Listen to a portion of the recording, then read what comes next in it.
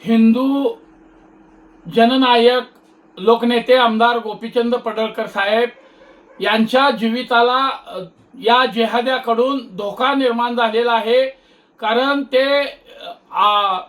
संपूर्ण महाराष्ट्रामध्ये लव जिहाद असेल, मूर्त्यांची तोडफोड असेल, हिंदूंच्या भावनेशी खेळणाऱ्या या जिहाद्यांच्या विरोधामध्ये सातत्यानं परखड भूमिका मांडत असतात।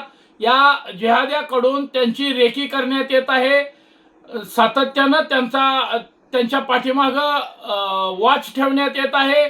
मी सरकारला विनंती करतोय की लोकनेते गोपीचंद पडळकर साहेब यांच्या जीविताला कोणत्याही क्षणी धोका होऊ शकतो। सरकारनं तातडीनं यांना झेड दर्जाची सुरक्षा द्यावी। आम्ही हिंदू सर्व संघटनांच्या वतीनं बुधवारी या महाराष्ट्राचे कणखर आणि संवेदनशील मुख्यमंत्री माननीय देवेंद्रजी फडणवीस साहेब यांच्याकडे निवेदन देणार आहोत। कारण गोपीचंद पडळकर साहेबांचा जीव हा महाराष्ट्रातील तमाम बहुजन व हिंदू बांधवांच्या दृष्टीने अत्यंत महत्त्वाचा आहे।